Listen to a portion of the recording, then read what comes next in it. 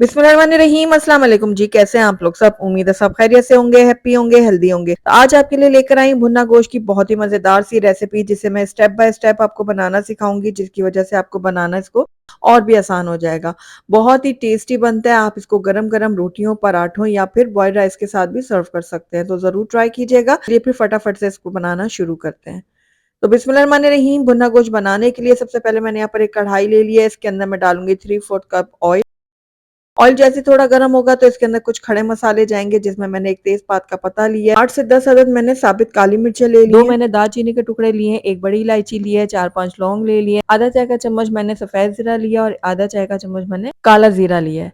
अब इन सारे खड़े मसालों को हल्का सा हम ऑयल में फ्राई करेंगे, ताकि इनकी खुशबू जो है ना वो ऑयल में आ जाए। जलाना नहीं है, हमने हल्का हल्का सा फ्राई करना है। उसके बाद हमने इसके अंदर प्याज ऐड करने हैं। तो यहाँ पर मैंने 5 से 6 अदद मीडियम साइज के प्याज लिए थे, जिनको बारीक काट के इसके अंदर ऐड किया है। प्याज को अब हमने कुछ देर के लिए पकाना है। तब तक पकाना है जब तक ये अच्छे से नरम नहीं हो जाते और इनका कलर थोड़ा सा चेंज नहीं हो जाता। तो यहाँ पर देखिए प्याज ने अपना कलर चेंज कर दिया और काफी नरम भी हो गए हैं। अब इसके अंदर हम गोश्त ऐड करेंगे।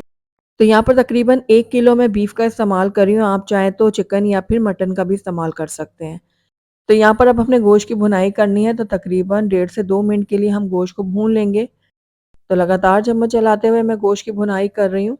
तो यहाँ पर देखिए गोश्त ने अपना कलर जो है ना वो चेंज कर लिया है। अब इस टाइम पे आकर इसके अंदर हम ऐड करेंगे लहसुन अदरक का पेस्ट। तो मैंने तकरीबन 1.5 खाने का चम्मच भर के लहसुन अदरक का पेस्ट लिया है, वो ऐड करूंगी। अब इसकी हमने दोबारा से भुनाई करनी है, ताकि लहसुन अदरक का कच्चापन भी खत्म हो जाए। तो तकरीबन 1 मिनट के लिए मैं दोबारा से इसको भून लूंगी। गोश्त को हमने अच्छे से भून लिया। अब इसके अंदर हम ऐड करेंगे दही। तो मैंने यहाँ पर आधा कप दही का इस्तेमाल किया। अच्छी तरह से फेंट कर इसके अंदर हम ऐड कर देंगे। फ्लेम को थोड़ा सा लो कर दिया, उसके बाद मैंने यहाँ पर दही ऐड की है। अब इसके अंदर कुछ सूखे मसाले ऐड करेंगे। तो आधा खाने का चम्मच मैंने लाल मिर्चों का पाउडर ऐड किया, 1 चाय का चम्मच मैंने कश्मीरी लाल मिर्चों का पाउडर ऐड किया, ताकि कलर अच्छा बने इसका, और 1 खाने का चम्मच मैंने धनिया पाउडर ऐड किया है, आधा चाय का चम्मच हल्दी पाउडर ऐड किया, 1 चाय का चम्मच जाएगा इसके अंदर जीरा पाउडर, और नमक भी मैंने 1 चाय का चम्मच लिया। आप अपने टेस्ट के अकॉर्डिंग ले सकते हैं। तो बस अब सूखे मसालों को और दही को भी हम अच्छी तरह से भून लेंगे।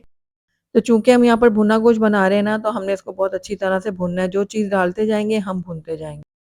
तो यहाँ पर देखिए अब 2 से 3 मिनट के लिए मैं दोबारा से इसकी भुनाई करूंगी, ताकि हमारे जो मसाले हमने ऐड किए ना इनका भी कच्चापन खत्म हो जाए। तो 2 से 3 मिनट हो गए थे गोश्त को मसालों के साथ भूनते हुए। अब इसके अंदर हम ऐड कर देंगे टमाटर। तो यहाँ पर मैं 2 बड़े साइज के टमाटर इसके अंदर ऐड कर दूंगी। अगर आप टमाटर ऐड नहीं करना चाहते, तो वहाँ पर जो हमने दही ऐड की थी ना आधा कप, तो आप 1 कप दही ऐड कर दीजिएगा। और अगर आप दही ऐड नहीं करना चाहते, तो यहाँ पर टमाटर की क्वांटिटी को थोड़ा बढ़ा दीजिएगा। लेकिन दोनों चीज़ें डालने से ना बहुत अच्छा टेस्ट बनता है, इसलिए मैंने दोनों चीज़ें इसमें ऐड की हैं। तो ये देखिए टमाटर को मैंने तब तक भूना है जब तक ये सॉफ्ट नहीं हो गए। तो बस अब इस टाइम पे आकर ना इसके अंदर हम ऐड कर देंगे पानी। तो हमने गोश्त को गलाना है, उस हिसाब से पानी ऐड करेंगे। मैं यहाँ पर चूंकि बीफ का इस्तेमाल कर रही हूँ, तो पानी थोड़ा ज़्यादा जाएगा। मैं यहाँ पर तकरीबन 2 ग्लास पानी का इस्तेमाल कर रही हूँ। अगर आप मटन या फिर चिकन का इस्तेमाल कर रहे हैं ना, तो फिर पानी थोड़ा कम ऐड कीजिएगा। तो बस अब थोड़ा सा मिक्स करने के बाद इसको हम कवर करते हैं, और कवर करने के बाद इसको लो फ्लेम में पकने के लिए छोड़ेंगे तब तक, जब तक पानी हमारा ड्राई नहीं हो जाता, गोश्त गल नहीं जाता। तो तकरीबन 40 से 45 मिनट हो गए हैं गोश्त को पकते हुए, और ये देखिए कितना अच्छा सा इसका लुक आया है। और आप देख रहे हैं मसाला बहुत अच्छे से गल चुका है। मैं आपको नज़दीक से दिखाती हूँ, ये देखिए बहुत अच्छा सा इसका मसाला रेडी हुआ है, और इसका गोश्त भी बहुत अच्छे से गल गया है। दरमियान में मैंने 2 से 3 बार इसको चेक भी किया था। और ये देखिए बहुत ही अच्छा सा हमारा ये भुना गोश्त रेडी हो रहा है। तो बस अब इस टाइम पे आकर हमने फ्लेम को थोड़ा सा हाई कर देना है, और हाई फ्लेम में हमने इसकी भुनाई करनी है। तो तकरीबन 2 से 3 मिनट के लिए मैं हाई फ्लेम में गोश्त की भुनाई करूंगी। तो 2 मिनट के लिए मैंने गोश्त को बहुत अच्छे से भून लिया। अब इसके अंदर मैं साबित हरी मिर्चें भी ऐड कर रही हूँ, इससे बहुत ही अच्छी खुशबू भी आएगी, फ्लेवर भी आएगा। तो बस हरी मिर्च डालने के बाद इसको भी 2 से 3 बार मैं चम्मच चला लूंगी। तो बस अब आखिर में इसके अंदर हम ऐड कर देंगे हरा धनिया।